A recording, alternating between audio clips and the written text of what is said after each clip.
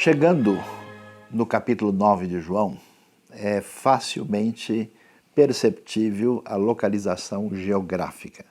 Nós estamos na cidade de Jerusalém, num lugar muito conhecido, o Tanque de Siloé, que fica na parte mais baixa de onde hoje está a cidade de Davi, numa continuação do Vale do Cedron, lugar importante onde as pessoas vinham para se lavar e se purificar para poder entrar no templo. E neste momento acontece algo muito significativo. Ali aparece um cego, que é um cego de nascença, e nessa hora os discípulos perguntam para Jesus e querem saber por que ele é cego. A dúvida dos discípulos se traduz com uma questão que está presente nesse momento na história religiosa de Israel e no nosso dia a dia até hoje. Afinal de contas, por que uma pessoa nasce cega? De quem é a culpa? Será que de alguma maneira ele pecou e ele é responsável por isso? Ou será que os seus pais? Como é que fica a questão da consequência do pecado? É interessante a maneira como Jesus vai responder.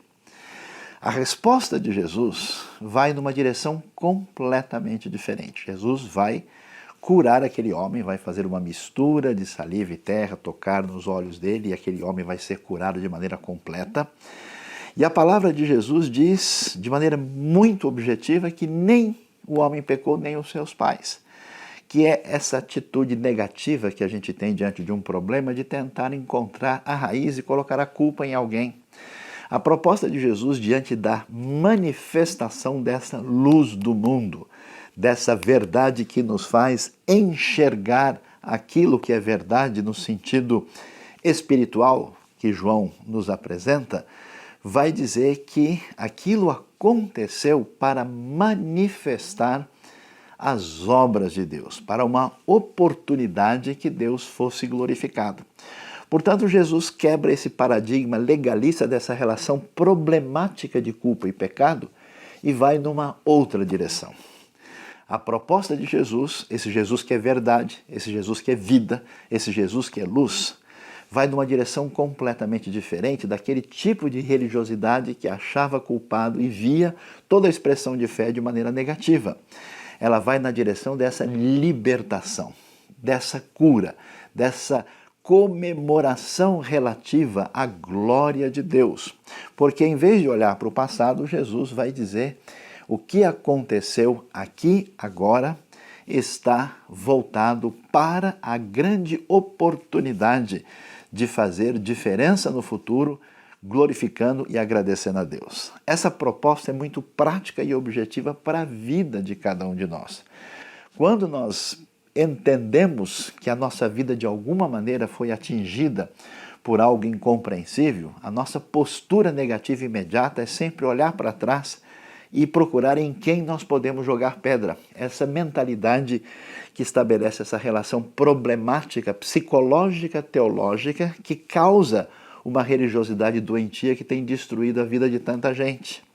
Na proposta de Jesus, o caminho é diferente, é: não olhe para trás. Deus faz a obra na sua vida.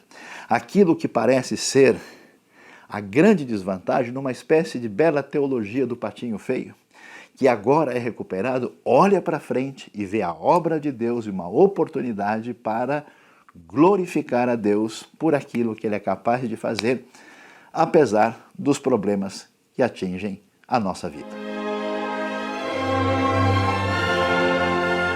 Quando nós olhamos para esse milagre sensacional que Jesus fez, curando um cego de nascença, resolvendo o problema daquele homem que mendigava, a gente chega num estranhamento por causa da forma como Jesus fez isso. É muito estranho para nós Jesus utilizar saliva com barro e colocar naquele homem. Como é que isso funciona?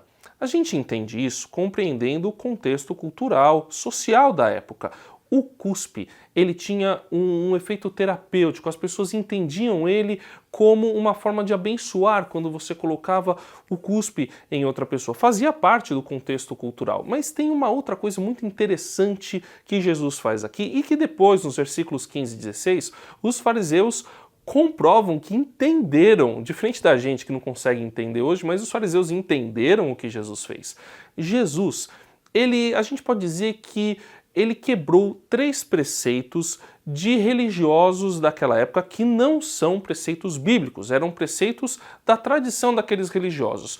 Os preceitos são saliva no sábado, utilizar o cuspe no sábado, isso era proibido, ungir a pessoa no sábado e também utilizar a saliva do jejum.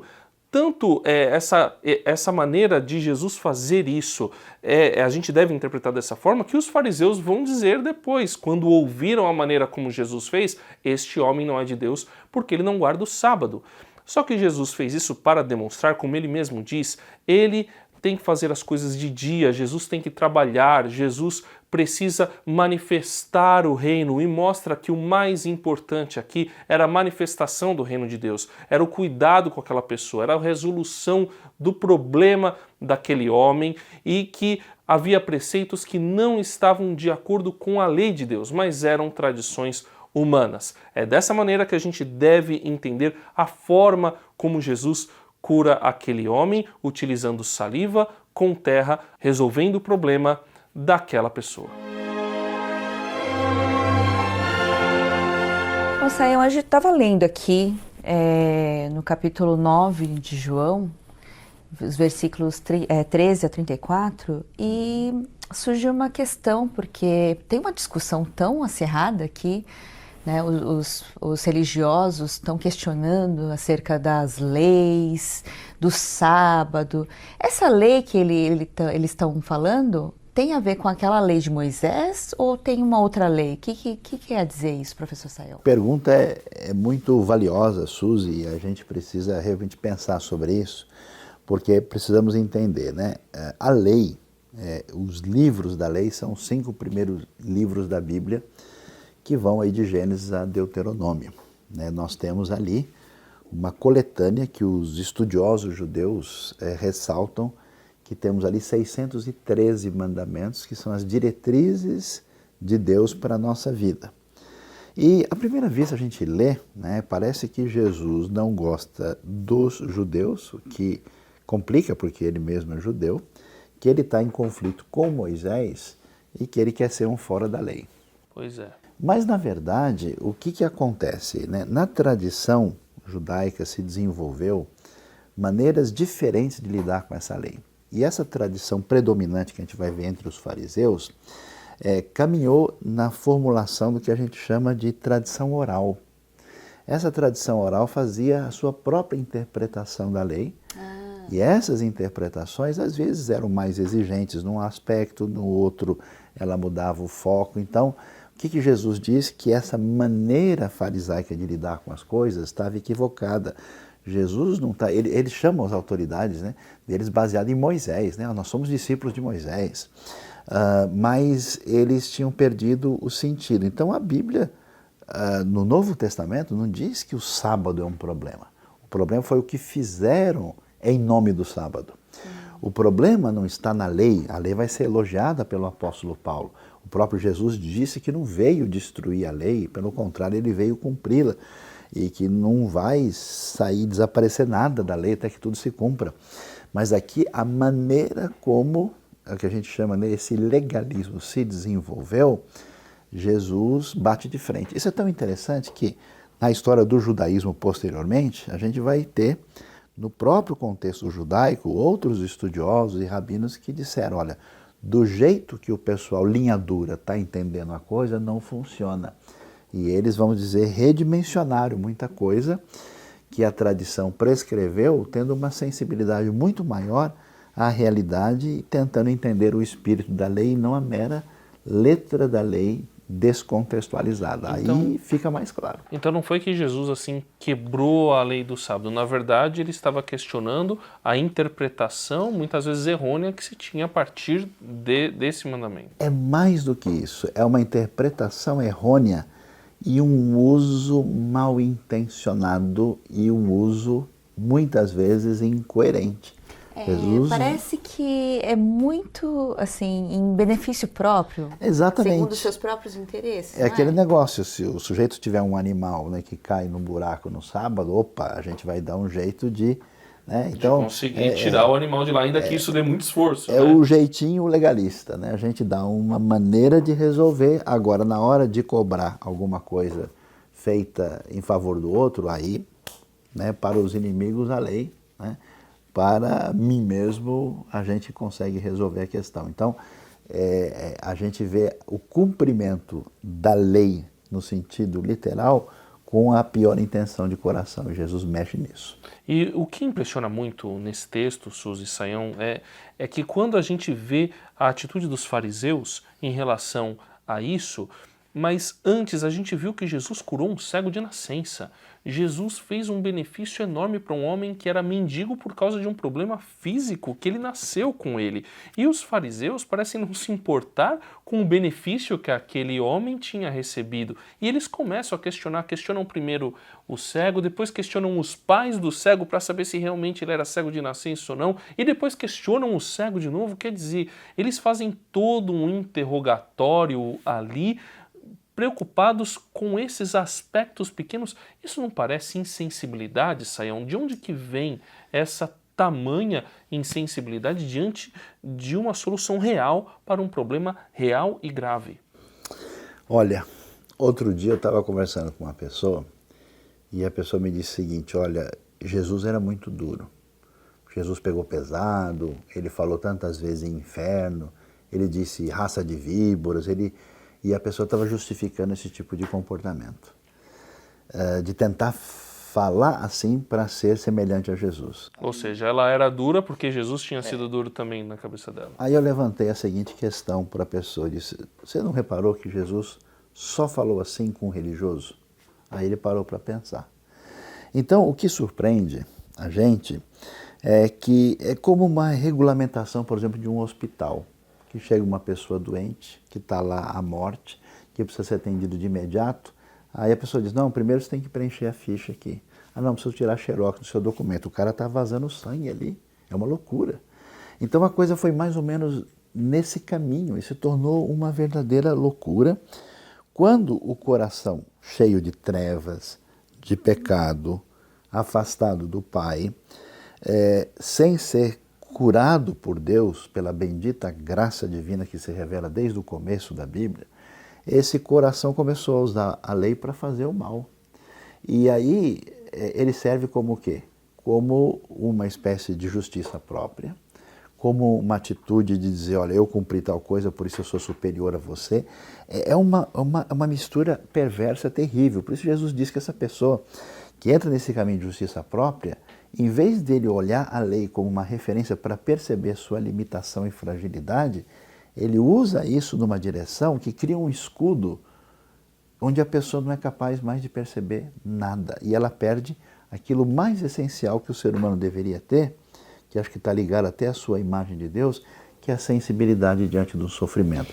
Mas é interessante porque, na verdade, a lei, ela prioriza a vida. Pois é. Isso que não dá para entender por que acontece. Pois é, o objetivo da lei era proteger. O objetivo da lei, a essência da lei é amar Deus e o próximo. Está lá no próprio Torá escrito isso. Exatamente, né? A gente vê que esses são os dois mandamentos mais importantes. Exato. E os judeus, ou melhor, os religiosos, sabiam disso. Perderam o foco, como acontece em comunidades religiosas hoje também. Então, vendo uma cura milagrosa, vendo uma pessoa que passou a vida toda em sofrimento, em vez de dizer: puxa, o cara tá bom, o que será que aconteceu? Ele diz: não, peraí, ele pegou a cama na hora errada. Não, mas peraí, isso aqui hoje é sábado. Quer dizer, nem para a pessoa dar um tempo e falar: peraí, alguma coisa especial aconteceu, é hora de eu parar para pensar. Por isso a gente deve tomar muito cuidado, que essa religiosidade é um dos elementos de maior destruição da verdadeira espiritualidade. Agora, professor Sayão, Suzy, eu gosto muito desse cego, ou cego, né? Esse cego restaurado, porque é muito forte o testemunho dele, e ele fala uma frase, né, Suzy, para diante desse interrogatório pesado que ele e os pais dele recebem. Que frase que é essa, Suzy? Pois é, assim, essa força do testemunho, acho que é uma coisa mais impressionante que tem aqui, né? Ele não quer saber dos questionamentos dos judeus, dos religiosos, se ele é pecador ou não. Ele fala assim, não sei se ele é pecador ou não. A única coisa que eu sei é que eu era cego e agora eu vejo. Pois é. Professor Sayão, esse testemunho é forte demais, né? Uma pessoa que experimentou algo tão maravilhoso na vida dele, né? Só ele pode falar isso e com coragem, com toda a segurança, não é verdade? É fortíssimo, né? E assim, contra fatos não há argumentos, né? O texto vai deixando claramente assim quem Jesus é através da força do testemunho dessas pessoas que são atingidas. A gente vê a mulher samaritana, a gente vê Nicodemos, a gente vê esse cego dizendo, olha, quando eu tive o contato com ele, o que aconteceu na minha vida, eu só posso dizer o seguinte, vou contar o que ele fez comigo. É impressionante. E eu acho até meio engraçado que chega uma hora que ele pergunta para os religiosos, vocês também querem ser curados por ele? Vocês também querem acreditar nele, quer andar com ele? Também querem ser discípulos de Pois é. Mas o interessante aqui também é a coragem do cego. Porque o cego, na verdade, ele é um ex-cego, mas ter um defeito, ser cego, era um grande problema na época. Não podia participar de liturgia nenhuma, não podia participar, né, de nenhuma cerimônia religiosa, certo? Ele era impuro, né, de certa forma. Ele era impuro. Tem defeitos, né? Tem limitações defeito, litúrgicas. exatamente. E uma pessoa com defeito dá esse testemunho pela força do testemunho dele, não é verdade?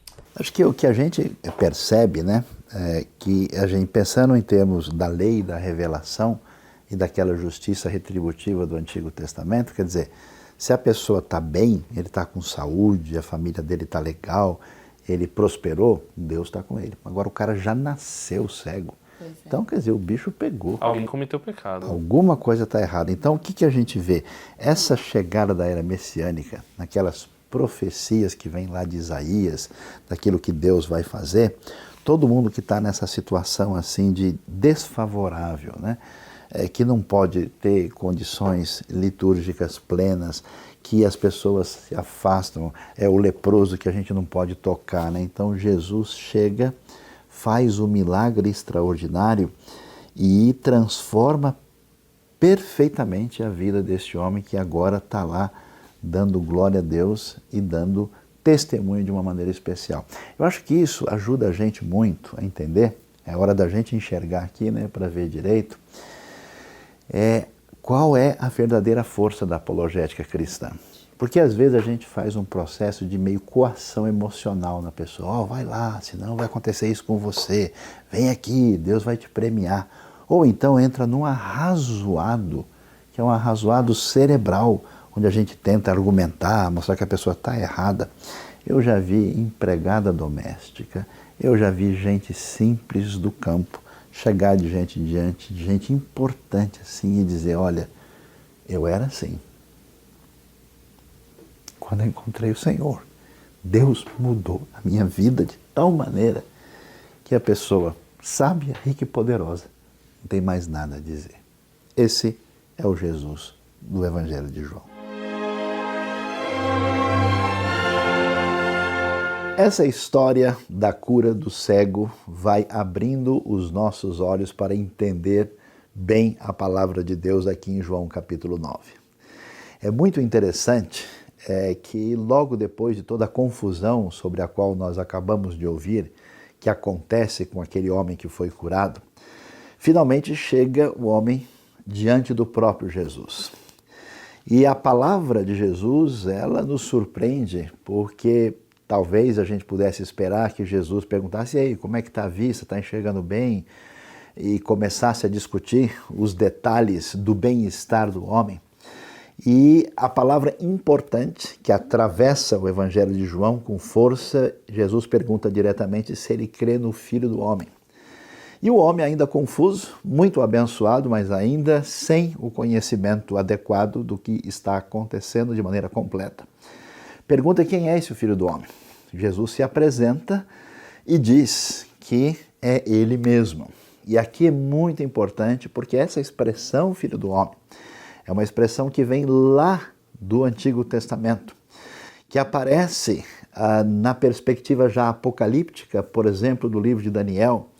E o que o texto está querendo dizer para a gente aqui é que essa esperança apocalíptica, que tem a ver com a era messiânica, que se traduz nessa cura de cegos, naquilo que envolve a libertação de gente que está sofrendo, que os aleijados andam, que tem a ver com os milagres de Jesus, claramente se define como um cumprimento de uma referência messiânica. E nesse momento, aquele homem, quando compreende e percebe isso, essa relação da messianidade de Jesus com a sua divindade tem expressão completa quando o homem o adora, conforme nós vamos ver no final do versículo 38, ele reconhece o próprio Jesus. E assim a gente caminha para o desfecho da história. Nesse momento, nós vemos ali aparecer os fariseus que, ouvindo sobre essa questão, eles vão entrar em conversa com Jesus e o assunto de novo é agora a cegueira, porque Jesus vai dizer que a cegueira mais complicada não é a cegueira física, mas a cegueira espiritual. E falando sobre isso, esses religiosos falam, por acaso nós também somos cegos? E Jesus, de maneira definitiva, rejeitando aquele tipo de religiosidade inadequada, vai dizer para ele, se vocês tivessem reconhecimento dos seus problemas, se vocês aceitassem que vocês estão em falha, vocês teriam esperança, mas como vocês dizem que estão enxergando, a cegueira de vocês permanece, a palavra é de julgamento e de rejeição daquilo que concretiza a pior cegueira de todas.